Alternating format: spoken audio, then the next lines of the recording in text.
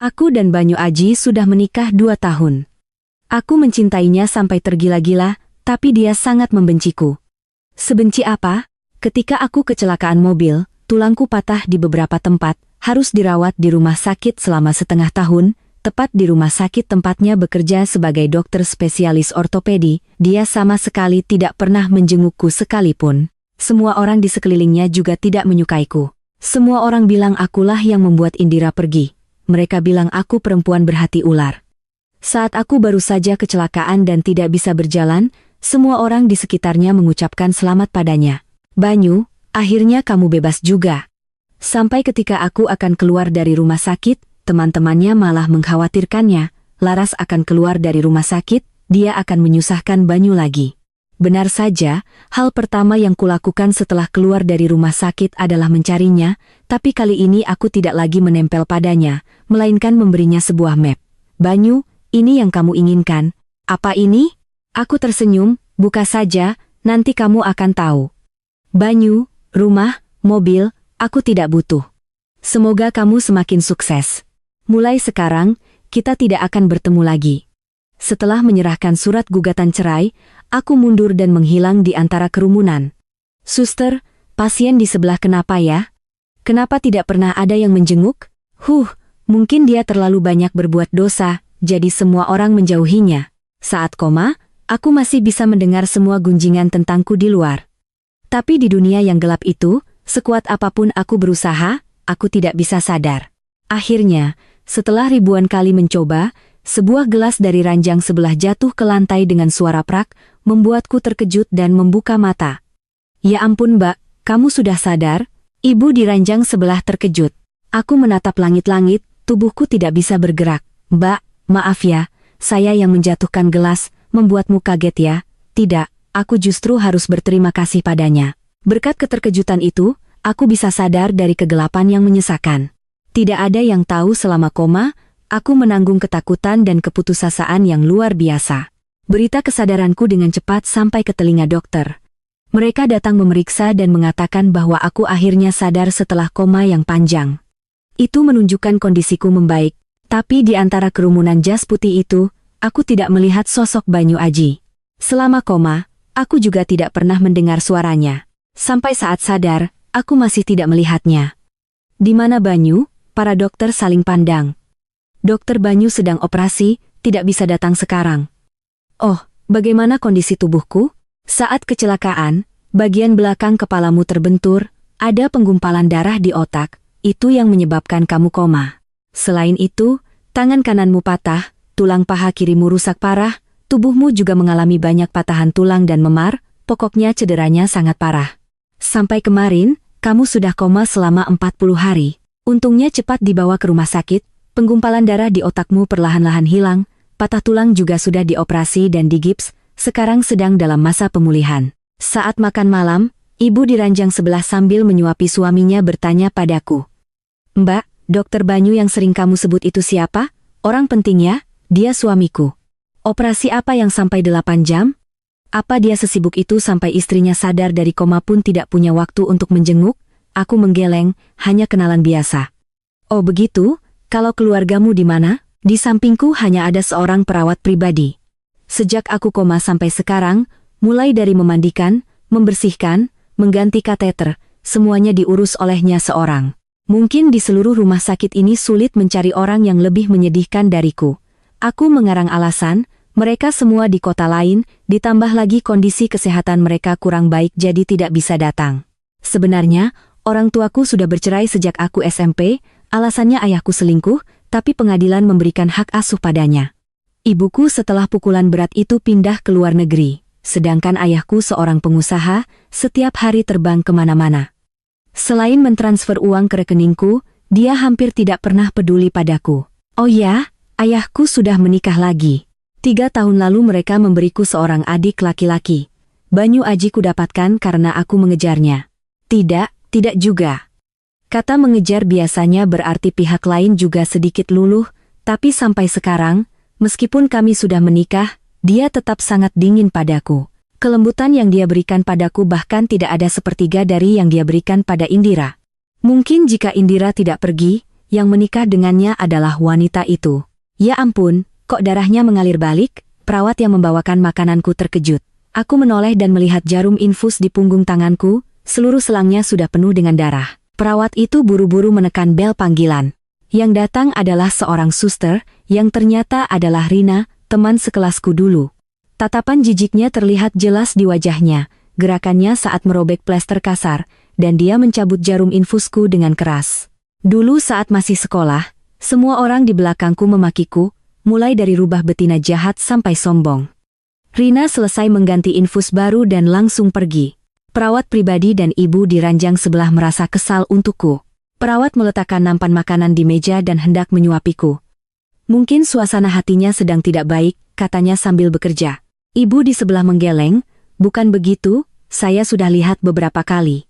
Dia hanya bersikap buruk pada Mbak ini saja. Waktu suami saya perlu ganti obat, dia masih tersenyum. Aku tidak mau menjelaskan, hanya berkata, tolong belikan saya meja kecil, letakkan makanannya di situ, saya makan sendiri. Tangan kananku masih digips, jadi aku hanya bisa menggunakan tangan kiri. Dulu jika Rina berani memperlakukanku seperti itu, aku pasti tidak akan melepaskannya. Tapi sekarang aku tidak punya tenaga untuk berdebat lagi. Banyu Aji masuk tepat saat aku sedang kesulitan makan dengan tangan kiri. Aku masih belum terbiasa, gerakanku canggung. Begitu dia masuk, sendok di tanganku berhenti di udara. Saat itu, aku yakin penampilanku sangat menyedihkan. Dia melirikku sekilas lalu menatap ranjang di sebelahku. Ada apa? Ternyata dia datang untuk menjenguk ranjang sebelah. Aku menunduk dan diam-diam menyuap nasi, seluruh tubuhku terasa kaku. Dokter, Anda sudah datang. Suami saya bilang sikunya tiba-tiba sakit sekali. Banyu membantu melonggarkan gipsnya. Sekarang lebih baik? Jauh lebih baik? Sudah tidak terlalu sakit. Ibu di sebelah bertanya-tanya. Dokternya ganti ya? Dulu bukan Anda. Dokter Luki ada urusan keluarga. Saya menggantikannya beberapa hari. Oh begitu. Anda masih muda sudah jadi dokter di rumah sakit besar ini, hebat sekali. Sudah punya pacar? Banyu menghindari pertanyaan itu, hanya berkata datar, tadi gipsnya terlalu kencang, menekan sendi siku makanya sakit. Nanti kalau ada yang aneh, segera panggil dokter. Selesai menangani pasien itu, dia tidak langsung pergi. Aku hanya menunduk terus menyuap nasi tanpa sadar. Sepasang sepatu putih berhenti tepat di samping ranjangku. Tapi kemudian seorang suster berlari masuk. Dokter Banyu, ada pasien darurat. Sepatu putih itu kembali menghilang dari pandanganku. Aku menatap kegelapan di luar jendela, menarik napas. Sejak hari itu, Banyu Aji tidak pernah mampir lagi. Dokter Luki sudah kembali, dia tidak perlu menggantikannya lagi. Semua pasien di bangsal kami ditangani oleh Dokter Luki. Kudengar hari itu terjadi kecelakaan beruntun yang menyebabkan banyak korban luka, lalu kudengar Banyu Aji ditugaskan ke rumah sakit provinsi lain untuk pertukaran. Saat dia kembali, kota ini mengalami kebakaran besar, rumah sakit penuh sesak dengan pasien. Lalu aku dengar lagi dia dimutasi ke luar negeri untuk studi lanjut. Singkatnya, dia selalu sibuk. Pasien di kamarku silih berganti. Ketika aku sudah bisa turun dari ranjang, aku mulai berlatih rehabilitasi. Aku harus bisa berdiri, harus hidup seperti orang normal. Sekuat apapun rasa sakit saat latihan, aku tetap menggertakkan gigi, bertahan di ruang rehabilitasi bersama pasien lain. Tentu saja, selama itu, aku juga menjadi bahan tertawaan di lingkaran pertemanan lamaku. Si merak sombong yang dulu sekarang kecelakaan dan terbaring di ranjang, bahkan tidak bisa mengurus diri sendiri dan harus dibantu orang. Dulu kami semua adalah mahasiswa kedokteran di Universitas Gadjah Mada. Hanya aku yang saat magang mengalami cedera jari dan secara permanen tidak bisa melakukan operasi, sehingga aku berhenti dari profesi dokter bedah.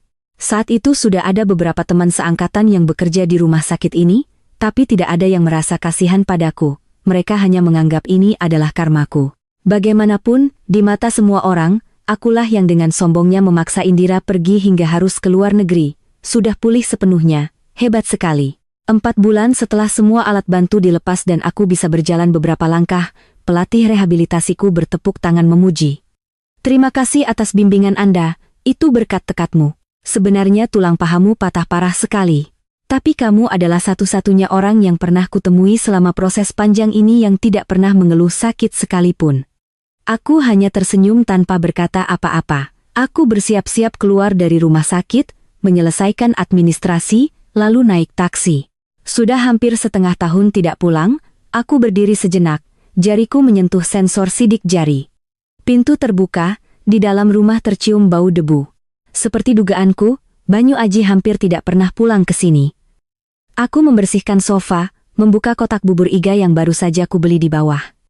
Baru makan beberapa suap, ponselku bergetar. Melihat pesan di grup, aku terdiam.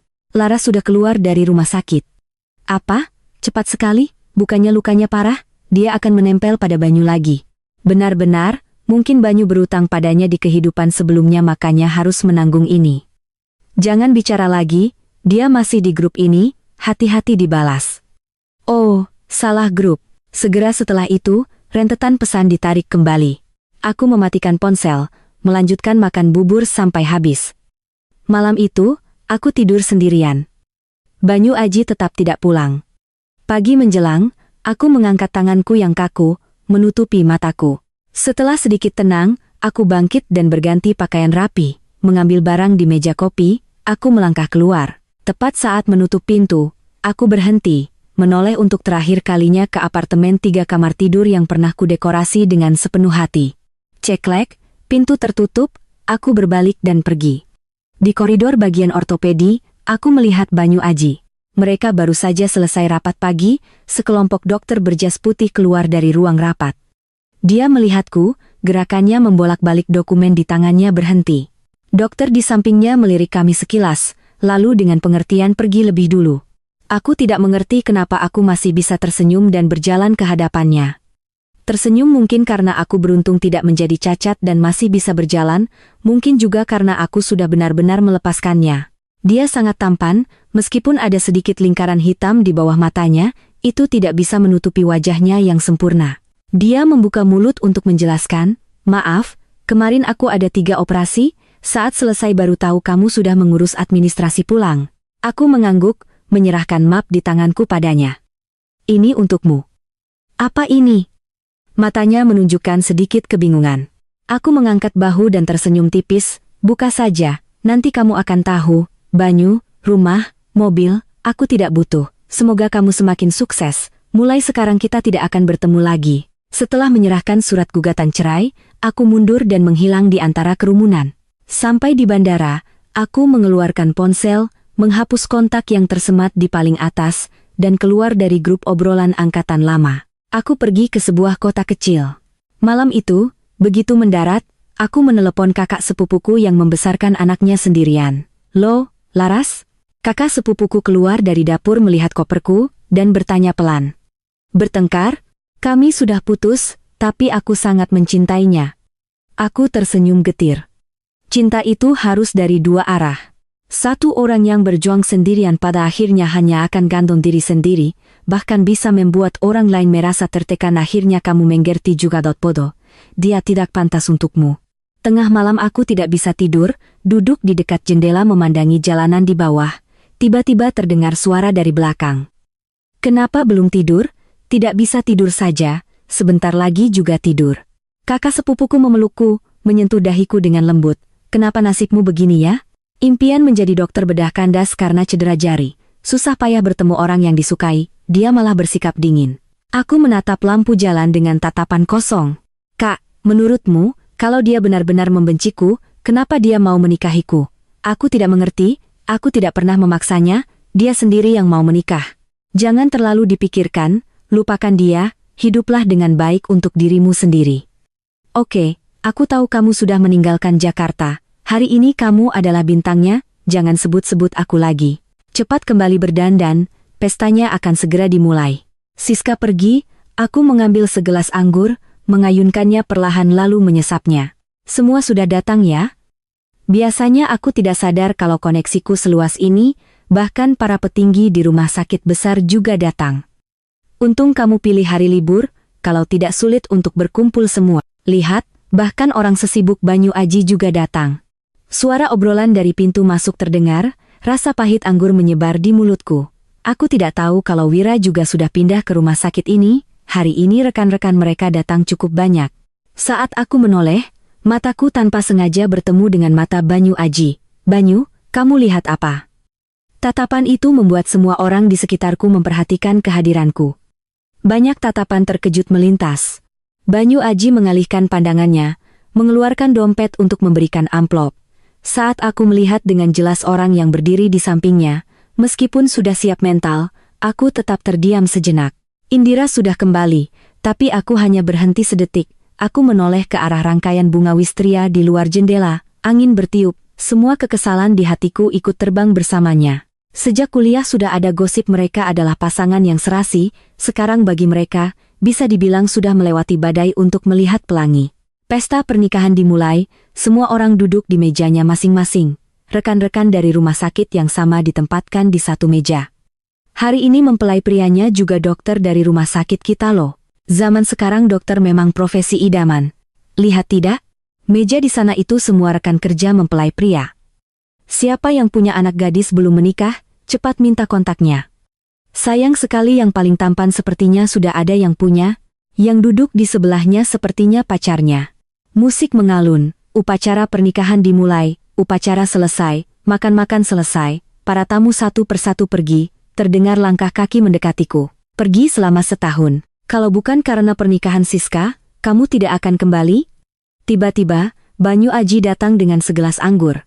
Dia mengenakan setelan hitam, auranya tak terbantahkan. Dia yang berinisiatif bicara di luar dugaanku. Kami bertatapan sejenak, aku menoleh, di sini tidak ada rumahku, tidak ada rumah. Aku sadar Indira juga sedang melihat ke arah kami, matanya menunjukkan kekhawatiran. Aku mengambil sepotong kue. Maaf, sepertinya kita tidak punya apa-apa untuk dibicarakan. Aku meninggalkan meja hidangan penutup, melihat jam. Aku menunggu Siska keluar untuk pamit lalu pergi. Pergi cepat sekali, kita belum sempat mengobrol. Asal melihatmu bahagia, aku sudah senang. Siska memegang tanganku, melirik Banyu Aji dan Indira. Kamu buru-buru pergi karena mereka ya? Maaf, aku tidak memberitahumu sebelumnya kalau mungkin akan ada rekan kerja dari rumah sakit yang sama yang datang. Tidak apa-apa, aku sudah melepaskannya, mereka tidak lagi mempengaruhiku. Keluar dari hotel, aku berdiri di pinggir jalan memanggil taksi ke bandara. Laras, kamu mau kemana? Baru saja naik ke mobil, lenganku tiba-tiba ditahan. Aku terkejut dan menoleh. Ternyata Banyu Aji. Suasana hening. Jangan pergi. Apa yang kamu lakukan? Aku harus mengejar penerbangan. Mau naik atau tidak? Banyu Aji mencondongkan tubuhnya ke sopir lalu menutup pintu mobil. Maaf. Kami tidak jadi pergi. Kalau tidak jadi kenapa panggil taksi? Buang-buang waktu saja, sopir itu mengumpat beberapa kali lalu pergi. Aku melirik ke samping, Indira berdiri di sana, wajahnya kaku, matanya penuh curiga menatap kami. Apa maksudmu? Banyu Aji menggenggam lenganku lebih erat. Kalau kamu, apa maksudmu? Kita masih suami istri yang sah. Kamu mau pergi sendirian kemana? Surat gugatan cerai itu tidak pernah kutandatangani. Wajahku mengerut. Kamu menyakitiku. Dia tertegun lalu buru-buru melepaskan tanganku. Di depan hotel bukan tempat yang tepat untuk bicara. Dia menyetir, menungguku sampai ke pinggir pantai. Aku menurunkan kaca jendela, memandangi hamparan pasir yang luas, bau laut yang amis memenuhi udara. Kenapa tidak ditandatangani? Bukankah itu yang kamu inginkan? Aku melihatnya menggenggam erat kemudi. Yang kuinginkan? Ya, kalau ada apa-apa, katakan saja langsung. Dia tiba-tiba mengulurkan tangan dan menggenggam tanganku. Kamu tidak pulang? Ada apa? Jangan bilang bertemu Banyu Aji lagi. Aku menarik napas dalam-dalam, menatap pria yang sedang menuangkan air.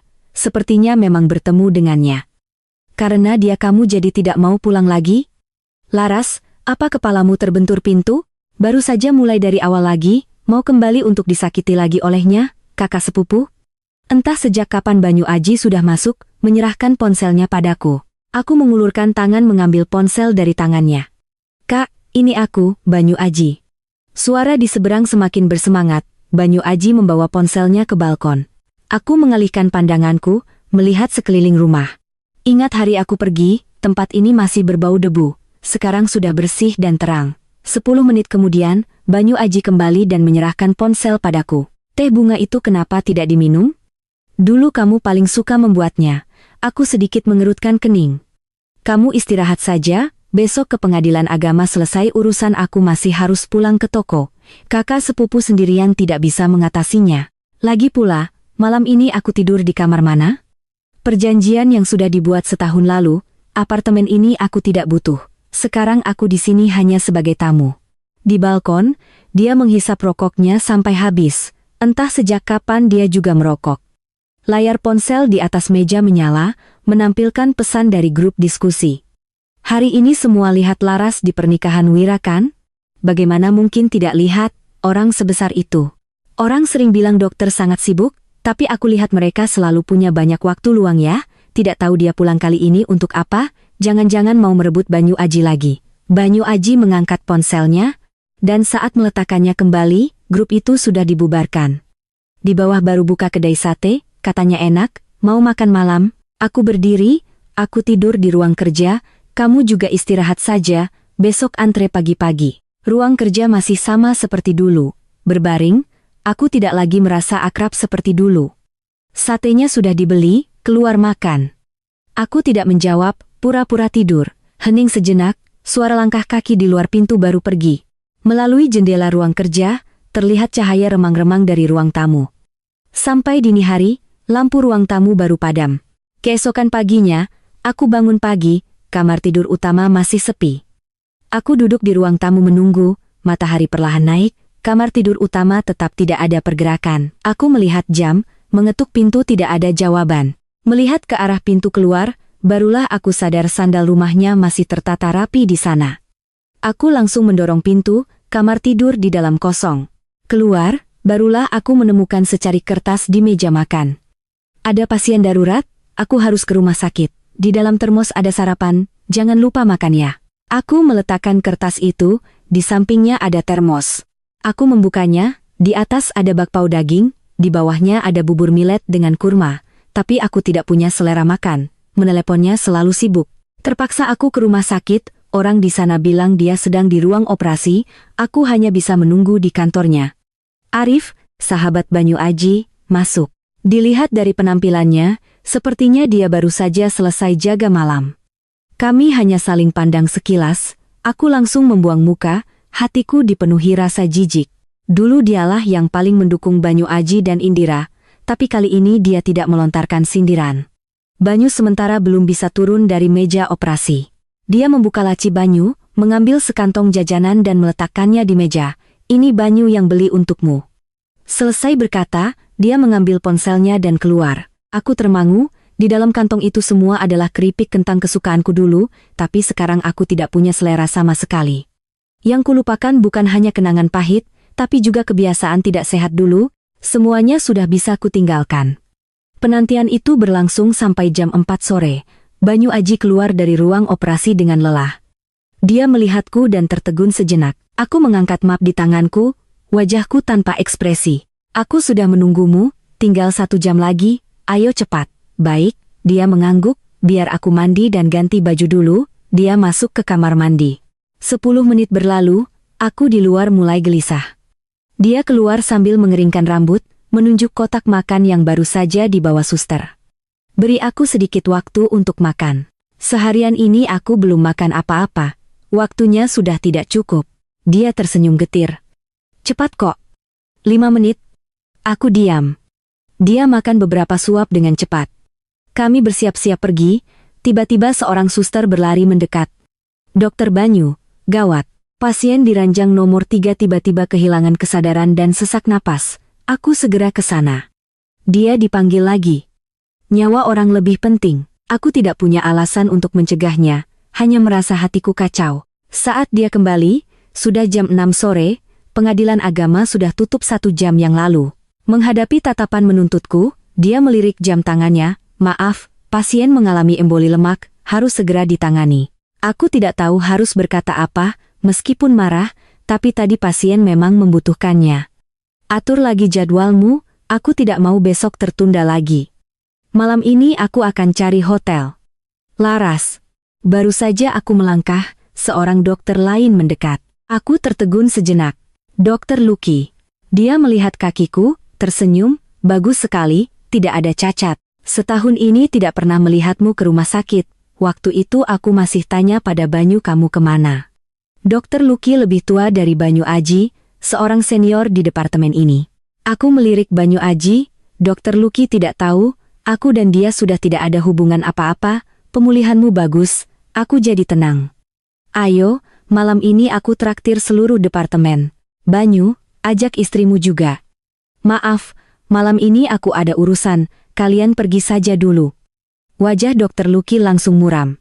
Apa, bahkan tidak menghargai aku? Memang, nyawaku tahun itu sebagian besar berkat dia, bisa dibilang dia adalah penyelamatku. Jika aku menolak lagi, sama saja tidak sopan, baiklah kalau begitu. Melalui obrolan, barulah aku tahu Dokter Lucky sudah diangkat menjadi kepala departemen. Ternyata ini adalah pesta perayaan. Di mobil menuju pesta, aku diam-diam melihat keluar jendela. Tanganku tiba-tiba digenggamnya, tangannya hangat, tanganku dingin. Masih marah? Aku menoleh, mencoba menarik tanganku, tapi dia menggenggamnya lebih erat.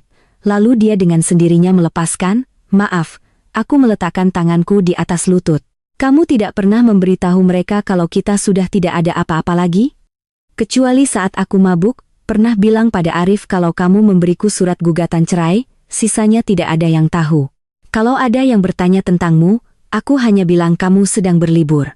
Artinya, selain teman-teman kuliah, tidak ada yang tahu aku, dan dia sudah lebih dari setahun tidak bertemu, dan kali ini bertemu hanya untuk bercerai. Di laci ada minuman soda. Aku tidak mau minum, seleramu sudah berubah ya? Aku tidak menjawab, hanya membuka ponsel melihat berita.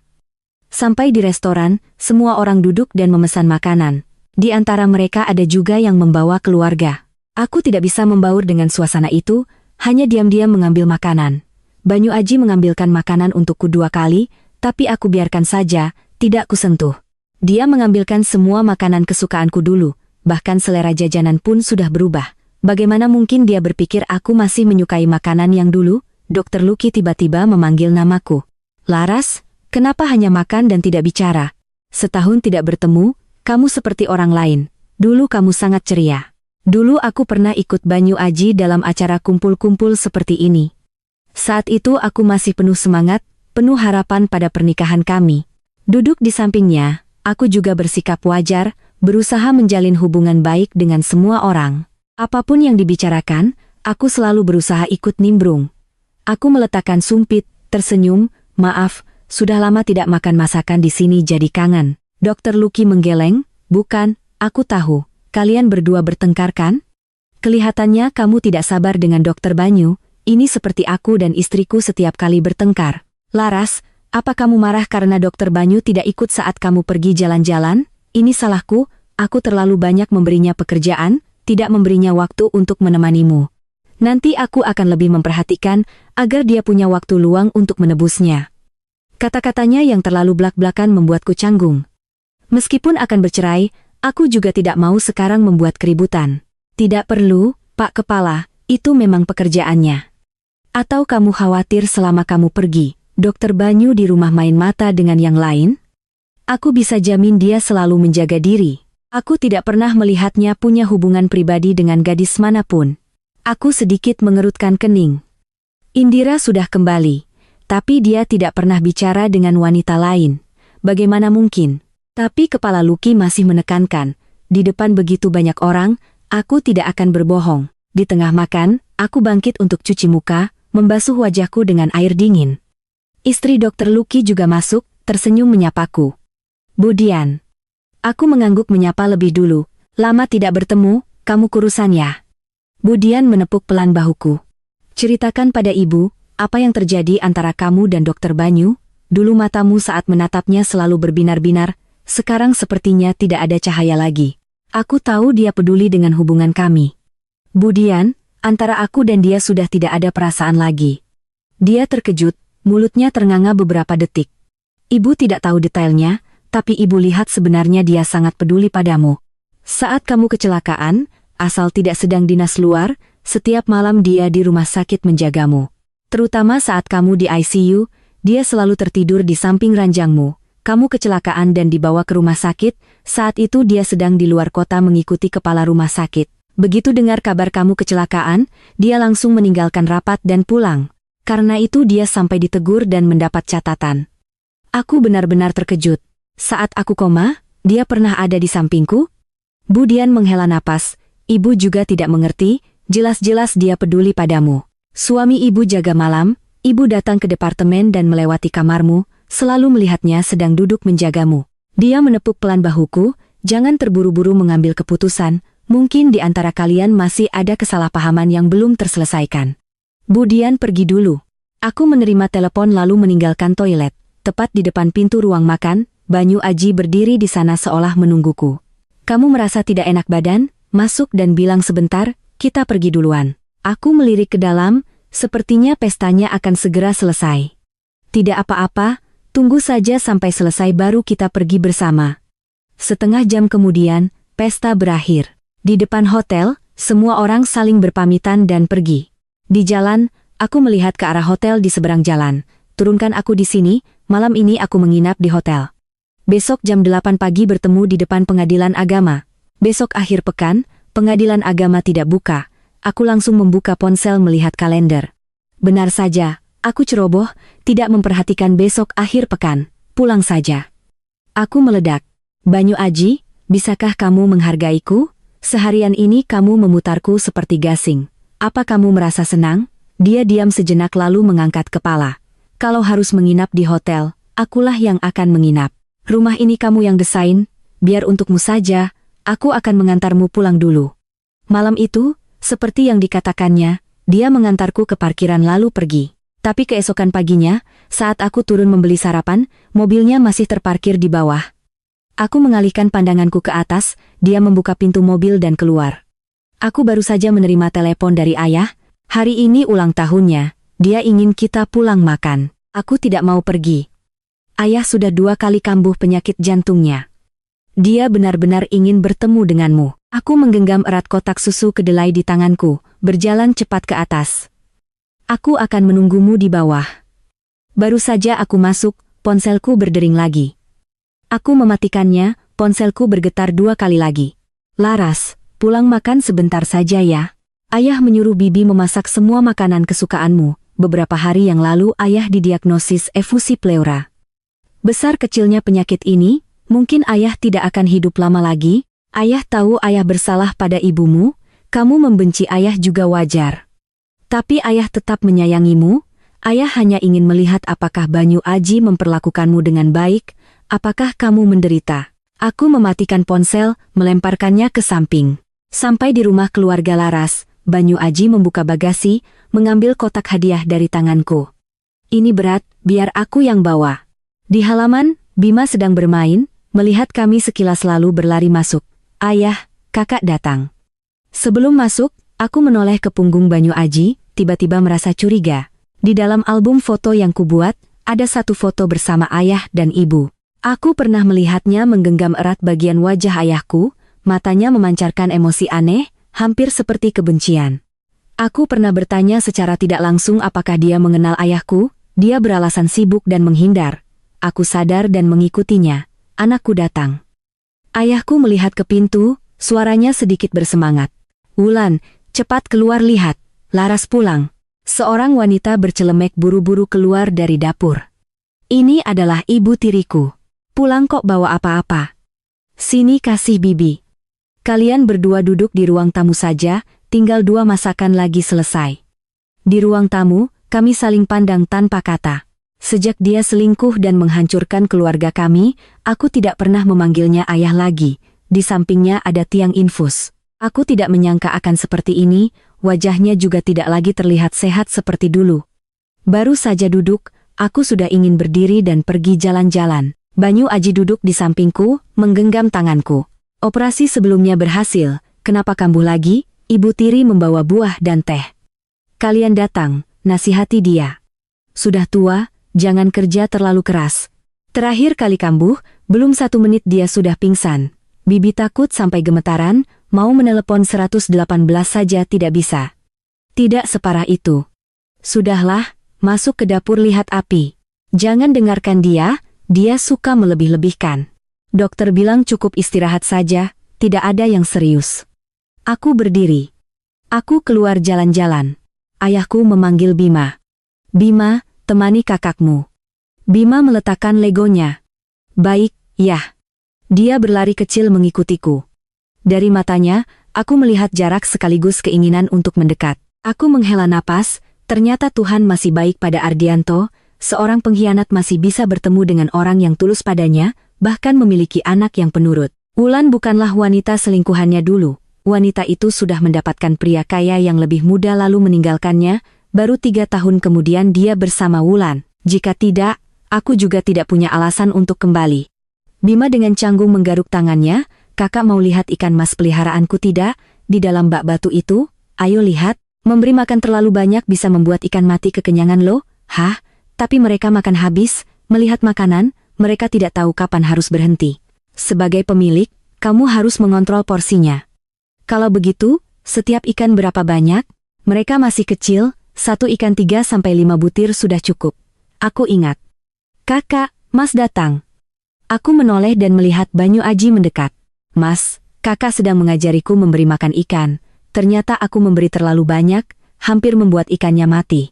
Banyu Aji mengusap kepala anak itu. Sudah, masuk makan. Saat makan, terjadi sesuatu, ayahku tiba-tiba mengalami serangan angina. Bima, cepat lari ke ruang tamu ambil obat ayah. Ibu tiri buru-buru menopangnya, suaranya panik. Bima buru-buru membawa botol obat. Aku menuangkan 1 butir dan memasukkannya ke mulutnya. Makan malam ini sepertinya tidak bisa dilanjutkan. Banyu Aji menggendongnya ke kamar tidur. Dokter keluarga juga cepat datang. Setelah sibuk beberapa saat, hari sudah gelap. Aku keluar dari kamar, melihat pepohonan yang bergoyang di luar jendela. Bahuku tiba-tiba diselimuti sebuah jaket. Anginnya kencang, hati-hati masuk angin, kata Banyu Aji. Dokter keluar, aku bertanya, bagaimana? Apa dia dalam bahaya? Kondisinya tidak baik, sebaiknya kalian menginap malam ini, jika terjadi sesuatu lebih mudah ditangani. Ibu tiri ikut menimpali. Iya, menginap saja. Bibi kalau ada apa-apa panik, tidak tahu harus berbuat apa. Ada kalian di sini, Bibi juga lebih tenang. Laras, kamarmu masih utuh. Selain dibersihkan setiap minggu, Bibi tidak menyentuh apapun. Aku berhenti sejenak lalu mengangguk setuju. Ibu tiri tidak tahu hubunganku dengan Banyu Aji sekarang, jadi dia tidak menyiapkan kamar terpisah untuknya. Urusanku dengannya juga tidak ingin mereka ikut campur, terpaksa aku lewati malam ini. Di kamar mandi aku terpeleset jatuh. Banyu Aji mendengar suara gaduh dan langsung masuk. Aku basah kuyup, tidak sempat menutupi diri. Jatuh? Sepertinya pergelangan kakiku terkilir. Rasa sakitnya menusuk sampai ke jantung. Aku tetap duduk di lantai memeluk dadaku. Tidak apa-apa, kamu keluar saja. Dia menunduk, mengambil handuk dan melilitkannya di tubuhku lalu menggendongku. Kakimu terkilir, biar aku gendong. Menurunkanku di tempat tidur, aku langsung menarik selimut menutupi diri. Kamu keluar. Bibi, ada minyak urut? Ada. Bibi baru saja mendengar suara Laras. Dia terluka. Beberapa saat kemudian, Banyu Aji membawa botol minyak urut berwarna merah, menuangkan sedikit ke tangannya. Saat dia selesai mandi dan keluar, aku sudah memejamkan mata pura-pura tidur. Sesaat kemudian, sisi ranjang di sebelahku menurun. Karena pura-pura tidur, aku masih bisa merasakan dia mendekat, lalu lengannya melingkar memelukku. Aku menahannya sejenak, akhirnya tidak tahan lagi, membuka mata dan menatapnya. Dia berhenti lalu menunduk dan menciumku dalam-dalam. Ciuman itu lembut dan mesra, hampir membuatku tenggelam. Saat sadar apa yang sedang kulakukan, barulah aku mendorongnya, terengah-engah. Menatap langit-langit dengan bingung, aku tertawa tapi air mata jatuh dari sudut mataku. Apa yang sebenarnya dia lakukan? 2 tahun menikah, dia membenciku. Sekarang akan bercerai, dia malah mengeluarkan semua kelembutannya untuk menarikku ke dalam pusaran. Bahkan saat memijat kakiku yang terkilir, dia begitu lembut dan hati-hati. Semuanya sudah berakhir, kenapa masih menciumku, masih memelukku, membuatku tidak bisa lepas? Apa dia mau aku terus mengejarnya 2 tahun lagi?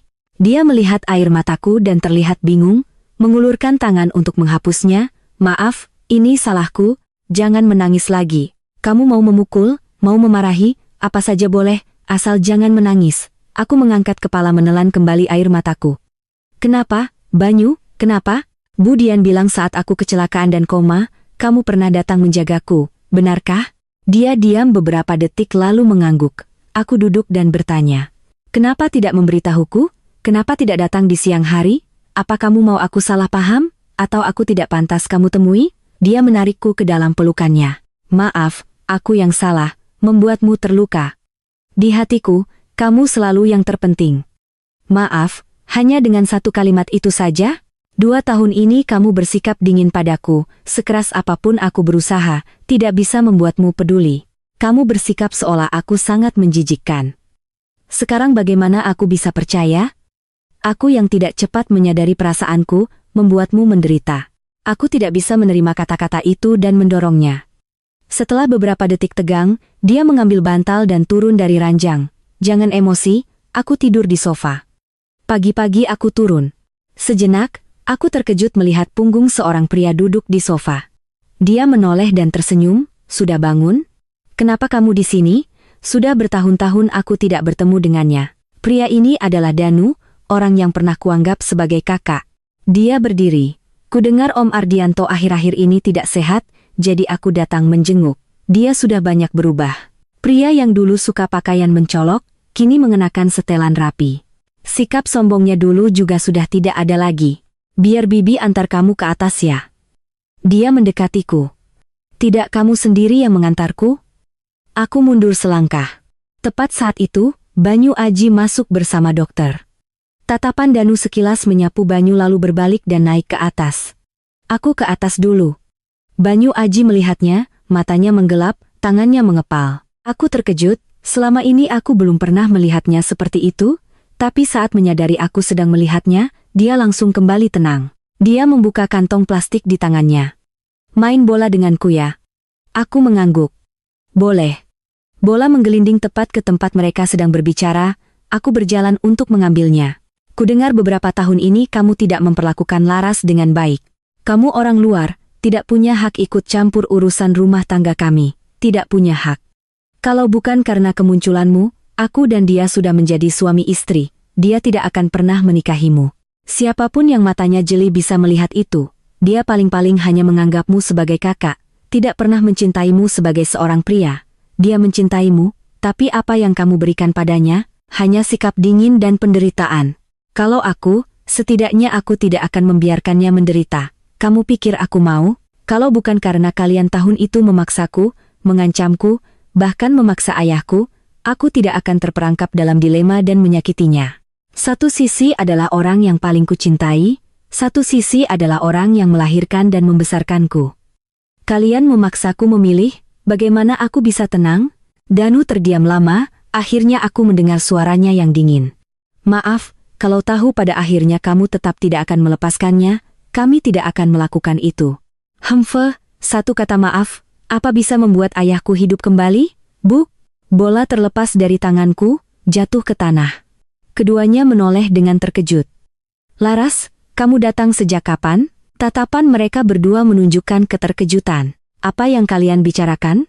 Seluruh tubuhku terasa dingin seperti direndam es. Aku menatap tajam Banyu Aji. Ayahmu bisa hidup kembali. Apa maksudnya? Danu, kamu dan ayah Banyu. Apa yang sebenarnya kamu lakukan? Bukan, kalian, apa yang kalian lakukan? Selain kamu, siapa lagi? Apa yang sebenarnya kalian sembunyikan dariku? Firasat buruk muncul di hatiku. Kebenaran di baliknya akan menjadi sesuatu yang tidak bisa kutanggung, seolah aku dipaksa untuk menghadapinya. Banyu Aji tidak pernah menyebut ayahnya di depanku. Setiap kali aku bertanya, dia selalu terlihat kesal. Dia meletakkan tangannya di bahuku, berkata pelan, jangan emosi, tunggu kamu tenang, aku akan jelaskan. Aku mau tahu sekarang. Kumohon, katakan padaku. Danu membuka mulut, maaf, Laras, ini aku sudah lama menyukaimu, tapi kamu hanya menganggapku sebagai kakak. Kamu menyukai Banyu Aji, saat itu aku masih muda dan sombong, menganggap Banyu sama sekali tidak pantas untukmu. Jadi aku memberinya uang untuk menghinanya, ingin dia mengambilnya lalu menjauhimu, tapi dia tidak menerima sepeser pun, malah menyuruhku berhenti bermain-main. Aku hanya merasa konyol. Atas dasar apa dia berani sombong padaku? Aku benci jadi aku menyuruh orang memukulinya, tapi dia tetap tidak menjauhimu. Karena itu aku marah besar. Mendengar ayahnya bekerja di kota ini, aku menyuruh orang lagi untuk memukulinya hingga terluka parah. Aku terdiam, tidak percaya dengan apa yang kudengar. Plak, sebuah tamparan mendarat di wajah Danu. Dia memegang pipinya. Maaf Laras, asalkan kamu merasa lebih baik, kamu boleh menamparku berapa kali pun. Menamparmu hanya akan mengotori tanganku, kamu benar-benar tidak punya perasaan. Kamu tahu tidak? Sebenarnya bukan Banyu Aji yang tidak mau menjauhiku, tapi aku yang menyukainya, aku yang mendekatinya. Kamu memukulinya, bahkan memukuli ayahnya. Kenapa kamu tidak membunuhku saja? Laras, pergi. Aku tidak mau melihatmu lagi. Bencilah aku. Selama ini, aku bisa menebak alasan Banyu Aji bersikap dingin padamu adalah karena ayahnya. Hatiku selalu tidak tenang karena aku yang telah menghancurkan kebahagiaanmu, tapi aku tidak berani mengatakannya. Aku tahu, begitu kamu tahu kebenarannya, kamu pasti akan membenciku sampai ke tulang. Hari ini mengatakannya, bisa dibilang aku sudah lega. Yang salah adalah aku, yang harus menanggung akibatnya juga aku. Semoga kalian tidak saling menyakiti lagi, hiduplah dengan baik bersama. Tunggu, tadi Banyu Aji bilang, kalian, jadi selain kamu ada siapa lagi? Tidak, hanya aku sendiri. Tadi kamu salah dengar. Aku tertawa mengejek diri sendiri. Kamu tidak bilang, aku juga bisa menebak. Danu menoleh. Benar-benar hanya aku, jangan berpikir macam-macam. Dia menatap Banyu Aji meminta bantuan. Banyu Aji juga mengangguk, tidak ada orang lain. Aku hanya berharap kata-katanya benar, berharap selain Danu tidak ada orang lain yang terlibat, tapi bagaimana mungkin aku salah dengar. Ternyata Banyu Aji benar-benar sangat mencintaiku. Saat ini dia hanya ingin melindungiku, tidak membiarkanku terus bertanya lebih jauh. Ayahku, kan? Kalian bersekongkol memukuli ayah Banyu agar Banyu membenciku. Ayahku selalu sangat menyukainya. Tidak hanya sekali, dia juga secara tersirat memberitahuku bahwa kami adalah teman masa kecil. Jika nanti aku menikah dengannya, dia akan sangat tenang. Jawabannya hanyalah keheningan yang berat. Kebenaran terungkap, sebuah kebenaran yang berdarah dan kejam. Aku sama sekali tidak bisa mencernanya.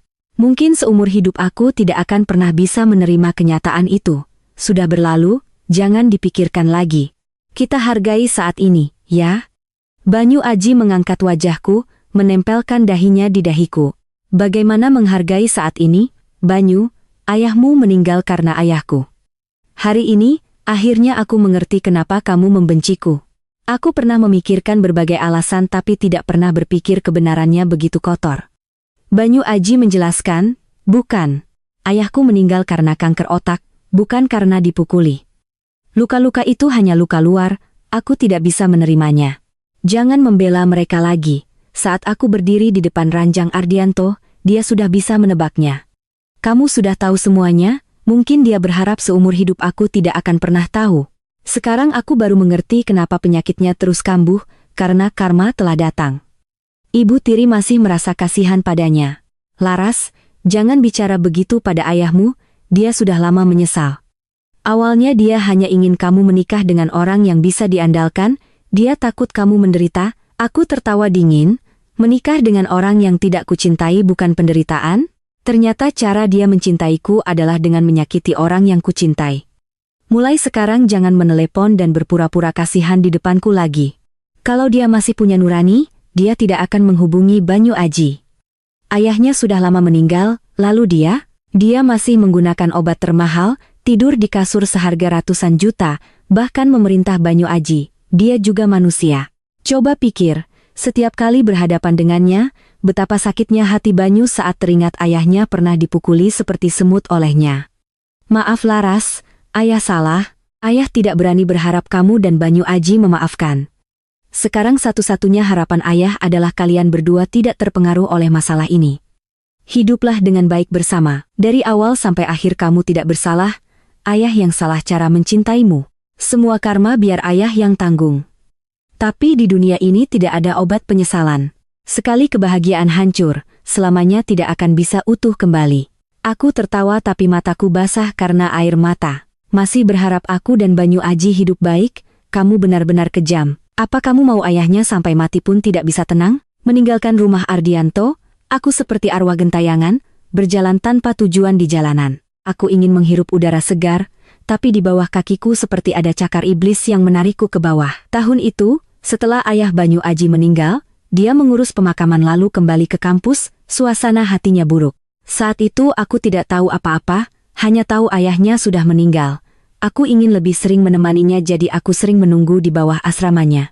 Arif pernah membentakku, "Laras, jauhi Banyu, biarkan dia tenang.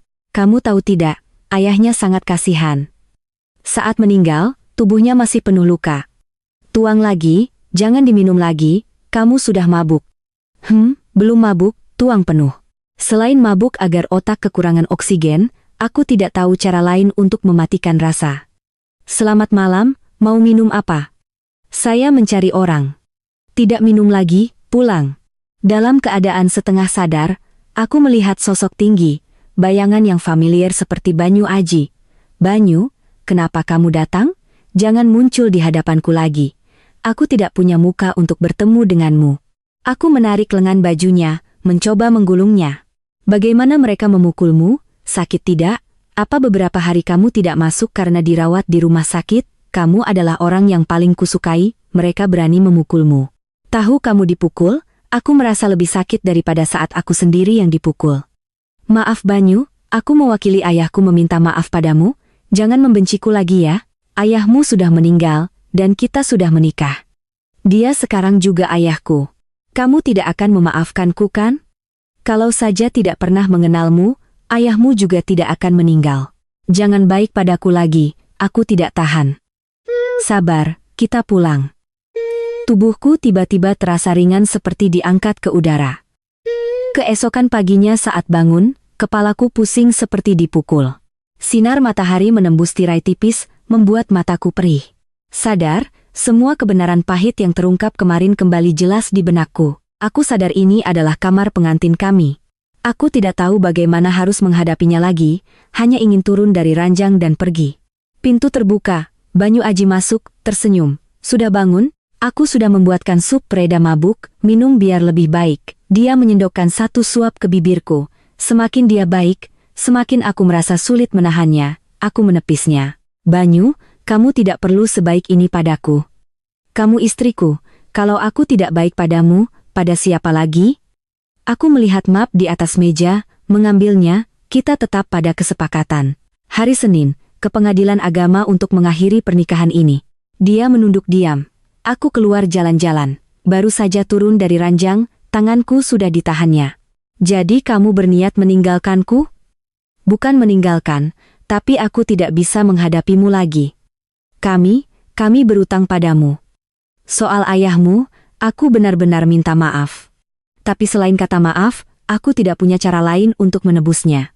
Kita berhenti saja, Indira lebih cocok denganmu, dia juga sudah kembali."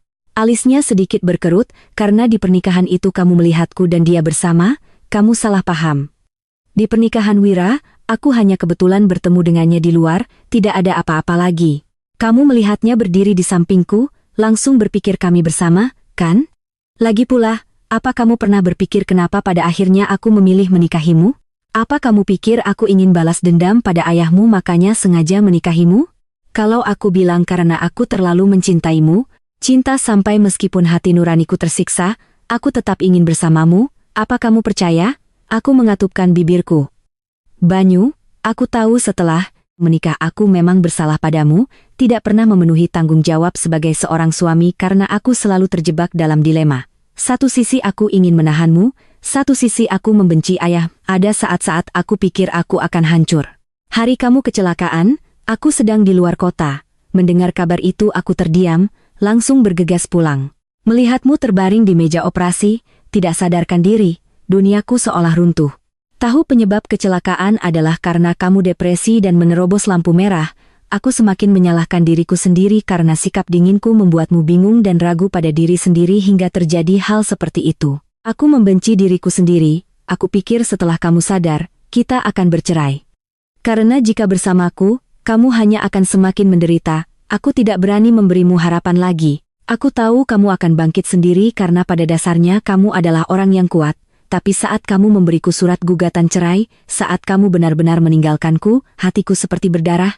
Saat itulah aku mengerti semua kebencian tidak ada artinya dibandingkan dengan memilikimu di sisiku.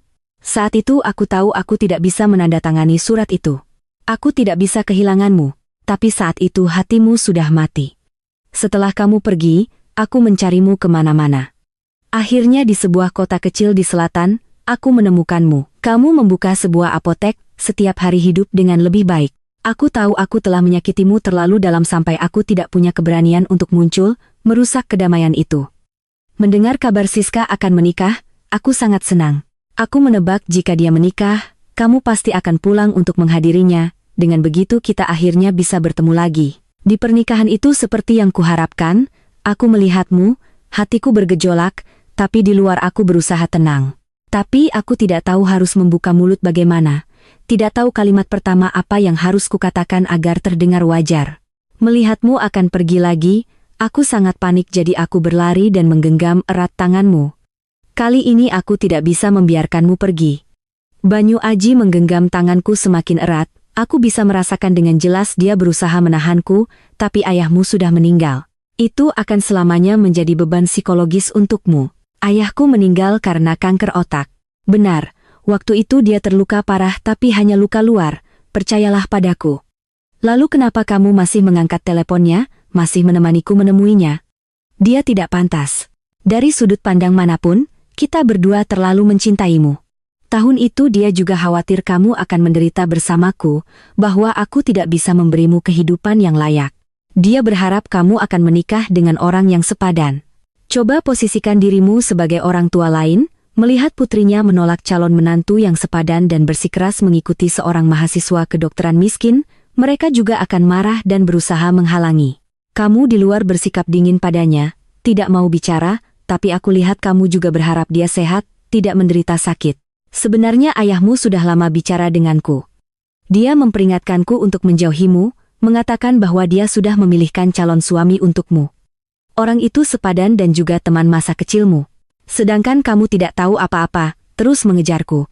Kamu pintar, imut, aku harus menggertakkan gigi menolakmu 3 kali, tapi kamu tetap tidak menyerah. Kamu tidak tahu setiap kali aku menolakmu, betapa sakitnya hatiku. Hari Danu datang menemuimu di kampus, aku langsung tahu kamu hanya menganggapnya sebagai kakak, tidak ada perasaan cinta. Konyolnya, dia malah menyuruh orang memukulku, memperingatkanku, kalau tidak menjauhimu akan kuberi pelajaran.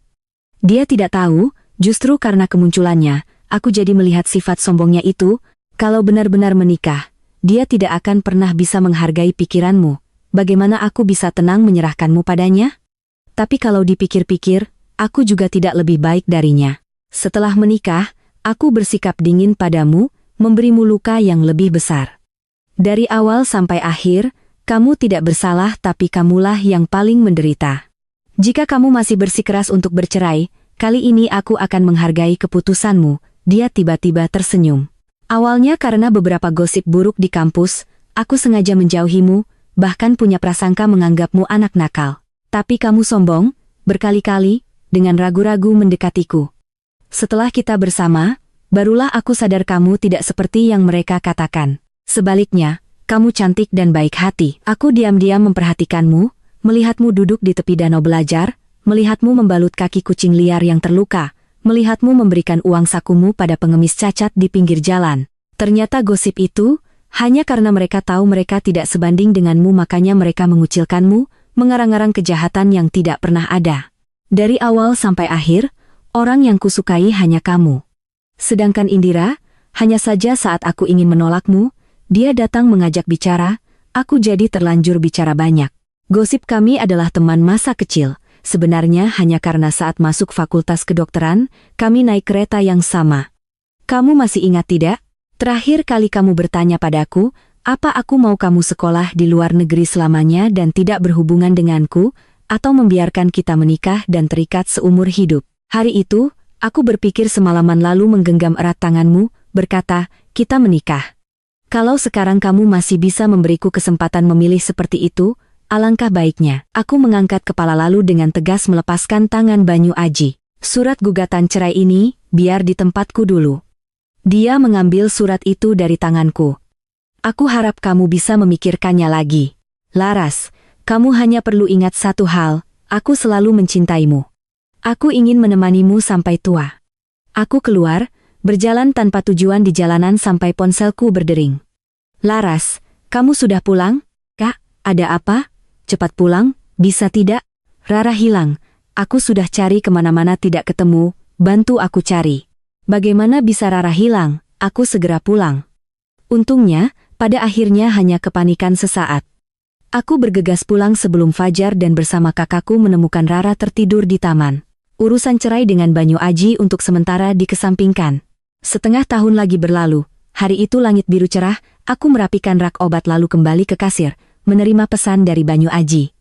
Laras, timku dalam kompetisi kedokteran nasional kemarin mendapat juara khusus. Rumah sakit menghadiahkan seluruh tim liburan 10 hari gratis ke Bali, boleh membawa keluarga. Ikut denganku ya? Mbak, saya sakit maak. Ada obat? Aku meletakkan ponsel.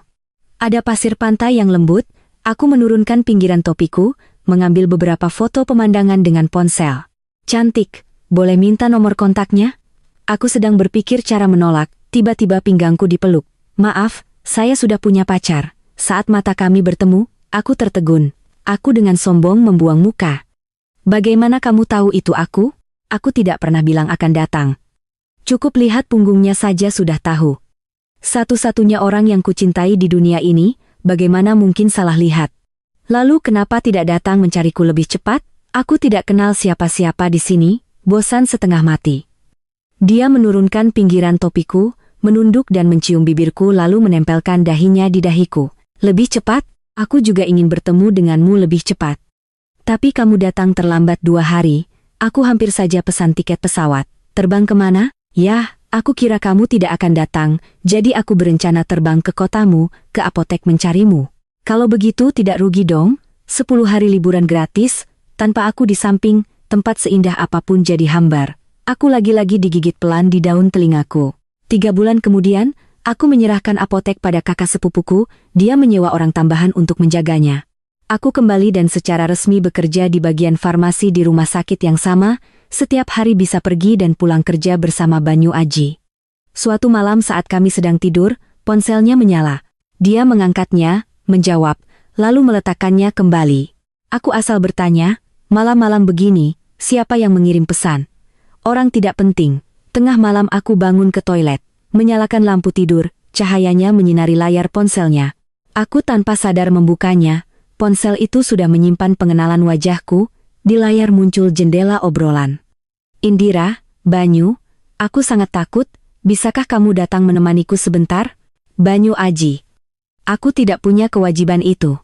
Tahun pertama setelah kami berbaikan, menjelang Lebaran. Sebentar lagi Lebaran. Kali ini aku tidak akan membiarkanmu diam-diam ziarah ke makam ayah sendirian. Kita harus pulang bersama. Baik. Di jalan, Banyu Aji tiba-tiba bertanya, kamu sedang memikirkan apa? Aku menatapnya, sedikit ragu. Mungkin ayah juga tidak mau melihatku. Dia sudah bertemu denganmu. Kapan? Waktu kita masih kuliah. Hari itu aku mengajakmu ke stadion, menyuruhmu melihat bintang bersamaku. Oh, hari itu aku ke toilet sebentar lalu kembali tidak melihatmu ya? Benar, saat kamu pergi, beliau baru datang, mengatakan bahwa beliau ditugaskan di kota ini, sekalian mampir menemuiku. Sebenarnya beliau sudah melihat kita, tapi karena ada kamu, beliau tidak mau mengganggu jadi hanya memberiku beberapa pakaian. Setelah itu aku mengikutinya pulang ke asrama untuk menyimpan barang. Ah, jadi hari itu aku menggigit tanganmu, apa ayah lihat, kalau diingat-ingat masih kesal. Ramalan cuaca bilang hari itu akan ada hujan meteor, aku bersikeras ingin dia pergi bersamaku, tapi waktu itu dia tiba-tiba menjadi dingin, padahal sebelumnya biasa saja, hanya setelah liburan singkat itu, dia kembali menjadi gunung es. Aku marah, menggenggam erat tangannya hendak menariknya lalu menggigitnya, baru kemudian lari ke toilet. Dia mengangkat alis. Memangnya ada kemungkinan beliau tidak lihat? Wajahku tiba-tiba terasa panas. Pertemuan pertama sudah memberikan kesan buruk pada mertua, pasti beliau sangat membenciku. Setelah beberapa saat, Banyu Aji tertawa lagi. Kamu tahu tidak? Sejak hari itu, uang saku yang dikirim ayah padaku setiap bulan bertambah 500.000. Kenapa? Beliau bilang kamu kelihatannya kurusan, menyuruhku untuk memberimu makan yang banyak. Jadi ayah waktu itu mengira aku pacarmu? Iya, tapi kamu juga tidak menyangkal. Ternyata dari awal sudah menganggapku pacar, tapi di kampus pura-pura menolak. Kamu benar-benar keras kepala. Apa aku sekeras kepalamu? Ingat kencan pertama kita tidak? Seseorang memakai sepatu hak tinggi sampai kakinya lecet tapi masih pura-pura lembut, tidak mau mengeluh. Masalah sepele dari zaman kapan masih saja diungkit. Fah, ayah setiap bulan memberimu tambahan 500.000 untuk memberiku makan.